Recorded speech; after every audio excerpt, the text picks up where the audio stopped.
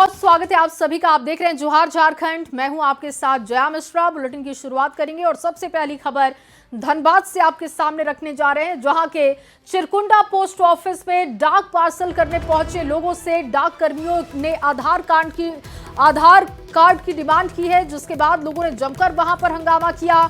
डाक कर्मियों पर मनमानी करने के आरोप लगे, काउंटर बंद करने के आरोप लगाए गए हैं।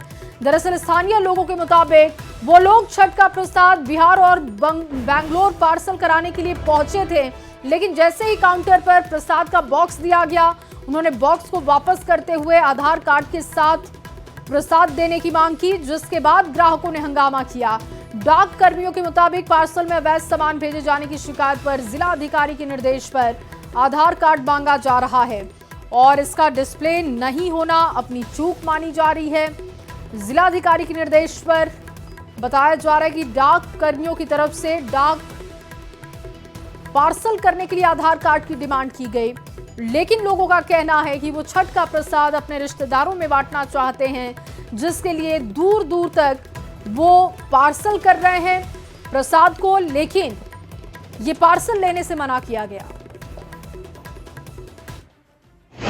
अगर नहीं दीजिएगा तो आपका पार्सल क्या है सुनिए। काउंटर पूछे, हमने बोला कि आपका कुछ लिखित में आया रिटर्न आया हुआ दिखा दिए हम लोगों को, तो बोलते हैं कि नहीं दिखाएंगे और बस बोल करके अपना काउंटर पे रोज का बिना लगा करके काउंटर पे हम लोगों ने सर से पूछने गया तो कहना है कि नहीं, अगर डॉक्यूमेंट नहीं है तो पार्सल नहीं जाएगा। अब नंबर ले लीजिए, जेरोक्स का क्या है, तो बोले कि नहीं लगेगा। हम बोले आप रूल दिखाइए, तो ये स्टाफ इनके जो है यहाँ ये पार्सल वाले ये बोले कि जाइए वहाँ पूछिए पोस्ट मास्टर के पास। हम बोले कि नहीं वहाँ नहीं जाएंगे, आप दिखाइए, चूँकि पार्सल आप कर रहे हैं। तो ये काउंटर बंद करके बहस करके काउंटर बंद कर दिए। इनके मैनेजर के वहाँ गए पोस्ट मास्टर के पास, वो बोले जिसको बुलाने बुला लीजिए, पार्सल तभी होगा आपका जब आप आधार कार्ड दीजिएगा, रूल नहीं दिखाएंगे। कुछ दिन पहले क्या हुआ था कि पेपर में भी आया था आप ही लोग द्वारा कि गांजा लोग बेच रहा था, तो उस समय हमारे लोकल अथॉरिटी बोले कि नहीं, आप लोग जो है एक आइडेंटिटी लीजिए और बजाते उसका PDF भी है, फॉर्म भी है, वो दिया जा रहा है, उसके साथ एक लेना है डिक्लेरेशन और आइडेंटिटी कर देना है। हम लोग बस वही कर रहे हैं, फॉलो काम हो रहा है इजली, कोई दिक्कत नहीं। डिस्प्ले हम करवा देते हैं, वो डिस्प्ले नहीं हुआ वो मेरी गलती है, हम डिस्प्ले करवा देते हैं। और अगली खबर चाईबासा से, जहां चक्रधरपुर रेल मंडल के बंडा मुंडा में रेलवे ट्रैक के पास दर्जनों हाथियों का झुंड जमा हुआ। इसको लेकर इस क्षेत्र में ट्रेनों की रफ्तार धीमी कर दी गई। रेलवे ट्रैक के पास हाथियों की मौजूदगी को लेकर पुलिस और वन विभाग अलर्ट पर है, स्थिति पर नजर रखी हुई है। हाथियों के झुंड के रेलवे ट्रैक और आबादी वाले इलाके में आ जाने की संभावना को लेकर ड्रोन से निगरानी हो रही है। मौके पर वाइल्ड लाइफ की टीम भी पहुंची। शाम होने पर हाथियों को रेलवे ट्रैक पार कराकर जंगल की तरफ खदेड़ा जाएगा, उसकी तैयारी की जा रही है। लगातार ड्रोन से निगरानी की जा रही है। चाईबासा से ये बड़ी खबर आपको दे रहे हैं। चक्रधरपुर रेल मंडल का ये मामला है, जहां पर रेलवे ट्रैक पर हाथियों का झुंड जमा हो गया। और वहीं कोडरमा में हाथियों का एक बार फिर से आतंक देखने को मिला। हाथियों ने गढ़की रेलवे फाटक पर बीती रात रेलवे फाटक में लगे लोहे के बैम्बू को तोड़ दिया है। हजारीबाग के आरपीएफ प्रभारी ने मामले की पुष्टि की। सूचना मिलने के बाद आरपीएफ की टीम ने तुरंत मौके पर पहुंचकर तत्काल फाटक के आसपास लोहे की जंजीर की घेराबंदी की है, ताकि रेल परिचालन में कोई दिक्कत ना हो। दरअसल 22 अक्टूबर को लगभग 40 हाथियों का झुंड जयनगर थाना क्षेत्र के परसाबाद के आसपास देखा गया था। वन विभाग की टीम ने अगले दिन उस झुंड को इलाके से बाहर खदेड़ा। बताया जा रहा है कि उसी झुंड में से एक हाथी बिछड़ गया था, जो अपने समूह की तलाश कर रहा था और लगातार तांडव मचा रहा था। और वहीं देश भर के साथ साथ झारखंड के गोड्डा जिले में भी मोंथा तूफान ने कहर बरपा दिया है। तेज रफ्तार हवाएं और मूसलाधार बारिश से लोगों का जनजीवन प्रभावित हो रहा है। गोड्डा सदर प्रखंड के हरिपुर गांव में मोंथा तूफान ने सबसे अधिक नुकसान पहुंचाया। यहां के किसानों की मेहनत एक झटके में मिट्टी में मिल गई है। धान की फसल जो कि कटाई के लिए तैयार थी, पूरी तरीके से बर्बाद हो चुकी है। खेतों में पानी भर जाने की वजह से फसलें सड़ने लगी हैं। कई जगहों पर पौधे पूरी तरीके से गिर चुके हैं। नुकसान मेरा 4 बीघा धान सब खखरी हो गया सर, और सब जितना है सब पानी में जो है बहुत नुकसान हो गया है। सब मना खत्म हो गया 4 बीघा धान। कितना दिन मेहनत किए थे पूरा खेत में? 3 महीना खूब मेहनत किए थे सर। तो पहले ही काट के हाँ, हम लोग पहले ही, अब तो इसको हम लोग अटिया बांधने वाले थे कि अटिया बांधेंगे उसके बाद ले जाएंगे इसको, लेकिन सारा अब तो ये जाएगा भी नहीं, पूरा अंकुरित हो गया, लगता है कि पौधा निकलेगा फिर से। कितना का नुकसान हुआ होगा? मेरा पर्सनल नुकसान 1 से 1.5 लाख रुपया का हुआ है। हम लोग धान जो काटे न पहले सही था, कौन जानता था कि तूफान आ गया, और काटने के बाद पूरा खेत में 3 दिन से पानी पूरा भर गया, उसमें धान जो जितना हम लोग काटने तो कितना हटाने का जगह नहीं मिल रहा है, किधर हटा के रखेंगे। इसके बाद वो क्या है, धान पानी ज्यादा होने के बाद वो अंकुर आने लगा धान में, वो धान तो पूरा खराब हो गया। देखिए, सिर्फ मेरा ही क्षेत्र नहीं, तमाम इलाके में लगभग 35 से 40% धान का नुकसान हुआ है, और साथ ही साथ जितने भी आलू नया लगाया गया था वो सब भी बर्बाद हो गया।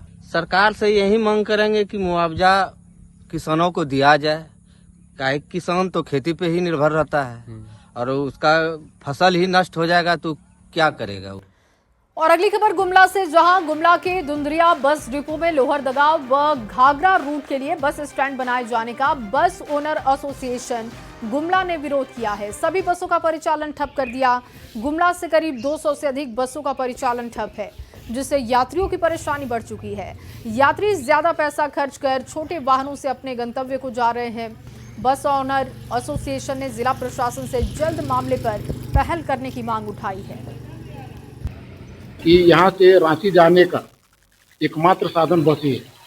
अगर बात करें हम लोहरदगा जिला की, अगर हम लोग वहाँ पर बंदी होती तो वहाँ पर ट्रेन की भी सुविधा है, यहाँ से रांची जाने की कोई सुविधा है ही नहीं।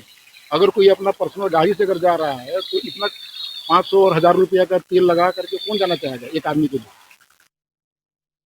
गुमला जिला प्रशासन के द्वारा लोहरदगा व घाघरा पलामू की रूटों पर चलने वाली बस का बस स्टैंड को अलग किए जाने के विरोध में गुमला बस ओनर एसोसिएशन के द्वारा में अनिश्चितकालीन कल से बंदी की हड़ताल की घोषणा की गई थी। इसका आज दूसरा दिन है, और आपको बता दें 200 से अधिक जो बस है उसके पहिया आज भी पूरी तरह से थम चुके हैं। और इस वक्त मौजूद है हम गुमला के ललितपुरा, और आप देख सकते हैं आज भी जो आपको साफ साफ यहाँ जो बस पड़ाव है वो खाली नजर आएगा, और जो बसें हैं वो यहाँ पे लगी हुई है।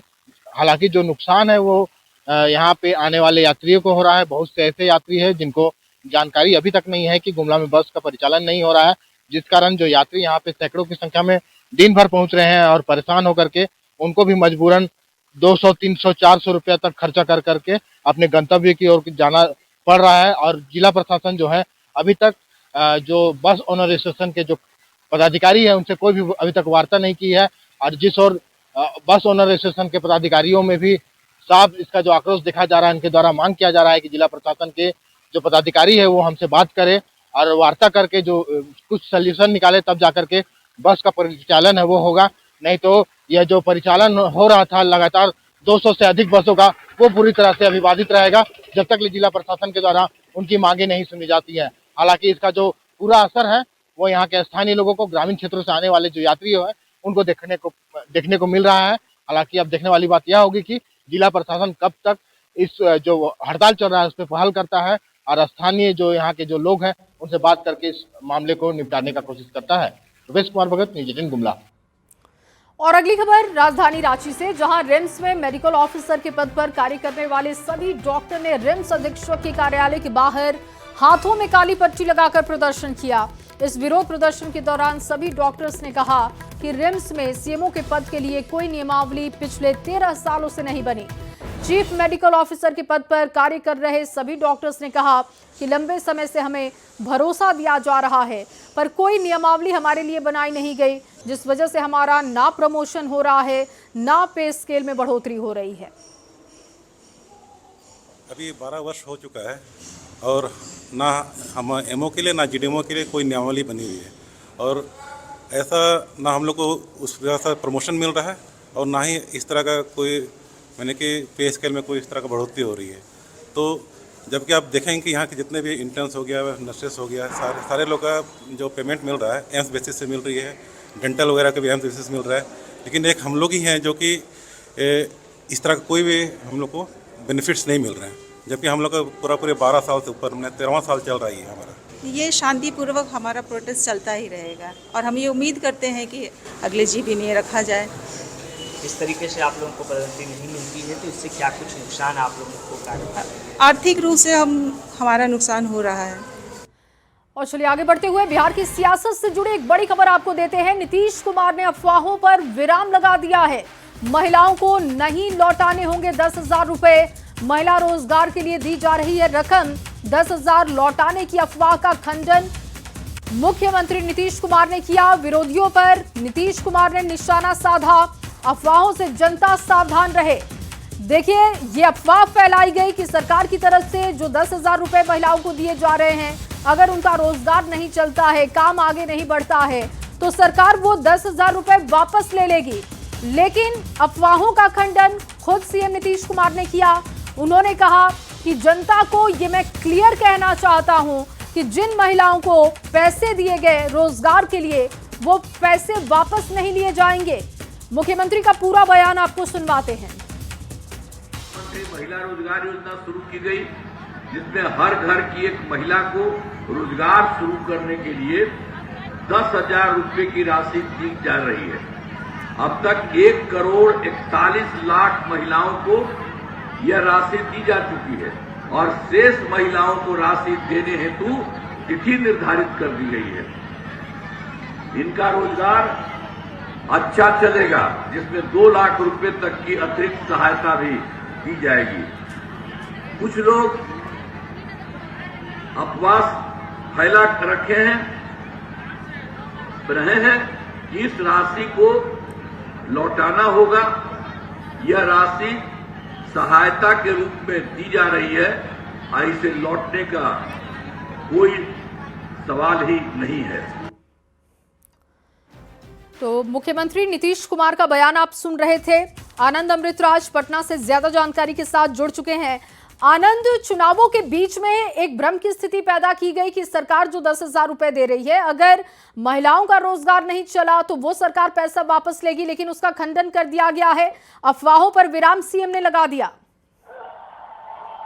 देखिए, बिल्कुल नीतीश कुमार साहब में एक सभा को संबोधित कर रहे हो, यहाँ पे ही उन्होंने साफ कर दिया कि आरजेडी की तरफ से शिकायत की चुनाव की तरफ से कि चुनाव का समय चल रहा है और अभी महिलाओं के खाते में 10,000 रुपया दिया जा रहा है, ये सही नहीं है। उसके बाद नीतीश कुमार का ये बड़ा बयान है, जिसमें उन्होंने साफ कर दिया कि कई तरह की अफवाहें फैलाई जा रही है, लेकिन महिलाओं को 10,000 रुपये की राशि महिला रोजगार योजना के नाम पे दिया जा रहा है, वो राशि लौटानी नहीं है। कुछ लोग सिर्फ भ्रम फैलाने, कुछ मिलकर अफवाह फैलाने को नहीं कर रहे हैं। जाहिर तौर पर मुख्यमंत्री की तरफ से ये आश्वासन और मुख्यमंत्री की तरफ से ये बयान बहुत बड़ा बयान है और तमाम अफवाहों पर विराम लग गया, जो लगातार कई तरह की चर्चाएं चल रही थी इस वक्त। लेकिन चुनाव के समय नीतीश कुमार का ये बयान सबसे महत्वपूर्ण माना जा रहा है और नीतीश कुमार ने साफ कर दिया उन तमाम कयासों के बीच में। और जिस तरीके से आज नीतीश कुमार ने इसके पहले संजय झा, जो जेडीयू के राष्ट्रीय कार्यकारी अध्यक्ष है, उन्होंने भी कहा था कि कुछ तो भ्रम फैलाने की कोशिश कर रहे हैं, लेकिन ये सिर्फ भ्रम है। और उसके बाद जब मुख्यमंत्री बोलने आए और उसके बाद जब उन्होंने जीविका की चर्चा की और उन्होंने बोला कि 1,40,00,000 महिलाओं को अब तक खाते में 10,000 रुपए की राशि भेज दी गई है और आने वाले समय में और भी मदद की जाएगी। तो उसके बाद ही उन्होंने कहा आनंद, और लगातार देखा जाए तो जीविका दीदियों को टारगेट किया जा रहा था और विपक्ष की तरफ से यानी कि तेजस्वी यादव ने भी बड़े वादे किए जीविका दीदियों को लेकर, लेकिन सरकार ने ये जो क्लियर किया, खंडन किया अफवाहों का, इससे बताने की कोशिश की जा रही है कि निष्पक्ष तौर पर सरकार काम कर रही है, आगे भी महिला सशक्तिकरण के लिए प्रतिबद्ध है सीएम। देखिए, बिल्कुल अभी राष्ट्रीय कार्यकारी अध्यक्ष ने कहा कि चुनाव आयोग से इसकी इजाजत पहले ही ले ली गई थी और क्रमवार तारीख भी तय कर लिया गया था, चुनाव आयोग को दे दिया गया था। उसके बाद चुनाव की इजाजत के बाद ही उसे महिलाओं के खाते में 10,000 रुपए की राशि दी जा रही है, इसलिए कहीं से भी आचार संहिता का उल्लंघन नहीं होता है। जाहिर तौर पर उसी बात को लेकर आरजेडी की तरफ से शिकायत दर्ज की गई थी और उसके बाद नीतीश कुमार ने मुख्यमंत्री के तौर पे ये तस्वीर साफ कर दी कि जो भी बातें हो रही हैं वो गलत है। और इस वक्त देखिए उमेश कुशवाहा हैं, जेडीयू के प्रदेश अध्यक्ष हैं, उनसे भी हम बात करने की कोशिश कर रहे हैं। उमेश जी, अभी मुख्यमंत्री ने ये साफ कर दिया कि जो 10,000 को लेकर कई तरह की जो बातें चल रही थी अब वो अफवाह है, 10,000 कोई राशि नहीं लौटाना है। नहीं, बिल्कुल नहीं। ये जो हमारे नेता ने, माननीय मुख्यमंत्री जी ने अभी ही स्टेज से उन्होंने कहा, स्पष्ट शब्दों में कहा है माननीय मुख्यमंत्री जी की ये 10,000 जो दिया जा रहा है वो लौटाने की नहीं है, ये सहायता दी जा रही है ताकि इस तरह का भ्रम फैलाया जा रहा था क्या? बिल्कुल विपक्ष के द्वारा इस तरह के भ्रम फैलाया जा रहा था, लेकिन ये लौटाने के लिए नहीं है ताकि वो महिला जो है अपनी कोई छोटी मोटी बिजनेस करके अपनी आर्थिक स्थिति बेहतर कर सके, आत्मनिर्भर बन सके, इसके लिए सहायता की जा रही है। आज आरजेडी की तरफ से ये शिकायत भी की गई चुनाव आयोग में कि 10,000 रुपए अभी चुनाव का समय 10,000 रुपए देके लुभाने की कोशिश की जा रही है। ये तो जन भावनाओं का हमारे नेता ने कदर किया है तो उनको सोचना चाहिए। आरजेडी वाले के तो कुछ काम है नहीं, तो विपक्ष लोग तो इसी तरह से हल्ला करेंगे, जब तक कोई काम ही नहीं किए तो वो लोग इसी तरह से बोलेंगे। ये जो है देखिए, आप जितने भी है लोगों को सुनिए, लोगों की जो उत्साह है, ये तो हमारे नेता ने सहायता कर रहे हैं उनको आर्थिक स्थिति बेहतर करने के लिए। तो देखिए, प्रदेश अध्यक्ष हैं, जाहिर तौर पे उन्होंने जिस तरीके से साफ कर दी तस्वीर, और सबसे बड़ी बात है कि मुख्यमंत्री ने जो बातें कही है वो बेहद महत्वपूर्ण हो जाता है। और मुख्यमंत्री के ये बात कहने के बाद कि 10,000 रुपए की राशि नहीं लौटानी है, जो भी बातें भ्रम फैलाने की कोशिश की गई वो मात्र अफवाह है, तो जाहिर तौर पे एक बड़ा बयान नीतीश कुमार का ये, और ऐसे समय में जब बिल्कुल, और एकदम चुनावों के बीच में इस तरीके का ऐलान जाहिर तौर पर एक बड़ा ऐलान है सरकार की तरफ से। बहुत शुक्रिया आनंद अमृतराज तमाम जानकारी के लिए। देखिए, 10,000 रुपए अब लौटाने नहीं होंगे। अफवाहों का खंडन खुद सीएम नीतीश ने किया। उन्होंने कहा कि आपको अफवाहों से बचना चाहिए, जो लोग अफवाह फैला रहे हैं वो आपके लिए प्रतिबद्ध नहीं है, लेकिन सरकार महिला सशक्तिकरण के लिए काम करेगी और आगे भी करती रहेगी। चलिए झारखंड की खबरों पर लौटेंगे। चाईबासा से खबर दें, जहां चाईबासा में बच्चों को HIV पॉजिटिव ब्लड चढ़ाने को लेकर स्वास्थ्य महकमा पूरी तरीके से अलर्ट मोड पर है। इस घटना ने स्वास्थ्य व्यवस्था की पोल भी खोल दी है। स्वास्थ्य मंत्री इरफान अंसारी ने हजारीबाग स्थित शेख भिखारी मेडिकल कॉलेज अस्पताल का औचक निरीक्षण किया। मंत्री ने ब्लड बैंक का निरीक्षण कर आवश्यक निर्देश भी दिए और कहा कि ब्लड बैंक को जल्द ही हाईटेक उपकरणों से लैस किया जाएगा ताकि इस तरीके की दिक्कतें न आए। झारखंड के स्वास्थ्य मंत्री इरफान अंसारी आज औचक निरीक्षण पर हजारीबाग के शेख भिखारी मेडिकल कॉलेज अस्पताल पहुंचे। हालांकि इसकी जानकारी जो है अस्पताल प्रबंधन को पूर्व में ही मिल गई थी और उसके बाद सभी तरह की जो व्यवस्थाएं हैं वो दुरुस्त कर दी गई थी। उन्होंने हजारीबाग में एक बड़ा बयान दिया है। उन्होंने कहा है कि जो चाईबासा में जो संक्रमित ब्लड चढ़ाने के मामले थैलेसीमिया पेशेंट में आए हैं वो एक बड़ी साजिश है, उसकी जांच की जा रही है, जल्द ही जो है उसका पर्दाफाश होगा। दूसरी तरफ उन्होंने बात कही है कि जितने भी झारखंड में ब्लड बैंक है उसे हाईटेक बनाया जा रहा है। मैं हर जगह गया, देखा और बिल्कुल ठीक ठाक है। यहाँ कोई पैनिक होने की आवश्यकता नहीं है। ब्लड बैंक भी हम गए और हर यूनिट पे जांच किए। बहुत अच्छा यहाँ परफॉर्मेंस है हजारीबाग का, कोई त्रुटियाँ नहीं मिली है। और मैंने कहा है कि फिर भी अलर्ट रहने की आवश्यकता है। थैलेसीमिया के पेशेंट कितने हैं हमारे, इसका रजिस्टर क्यों नहीं है, इसको अलग कीजिए।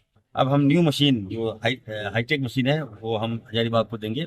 काफी भीड़ भाड़ भी लगी। हालांकि ऐसे में मंत्री को संज्ञान लेना चाहिए कि अगर वो औचक निरीक्षण में जाते हैं तो अकेले जाया करें। इस तरीके से अगर भीड़ लेकर जाते हैं तो अस्पताल में कहीं ना कहीं मरीज और उनके परिजनों को काफी समस्याएं भी होती है और अव्यवस्था भी देखने को मिलता है। सुशांत सोनी, न्यूज 18 हजारीबाग। और अगली खबर बोकारो से, जहां बोकारो में लगातार हो रहे स्टील प्लांट हादसे को लेकर जांच कमेटी ने डीसी को रिपोर्ट सौंपी। डीसी ने रिपोर्ट सरकार को सौंप दी है। रिपोर्ट आने के बाद बोकारो के डीसी ने बोकारो स्टील प्लांट के अधिकारियों और जिला प्रशासन के अधिकारियों के साथ बैठक की। प्लांट में हादसों के मामले में जीरो टॉलरेंस का निर्देश है। डीसी ने सुरक्षा में किसी तरह का समझौता नहीं करने की बात कही और कहा कि अनस्किल्ड लेबर से स्किल का काम लिया जा रहा है, जो पूरी तरीके से गलत है। साथ सेफ्टी किट की स्थिति पर भी बात की गई, उस पर भी सवाल खड़े किए गए। डीसी ने 4 एसडीएम को प्लांट के अंदर जाकर औचक निरीक्षण के निर्देश दिए। एक छोटा सा ब्रेक, जल्द हाजिर होंगे, आप बने रहिए हमारे साथ।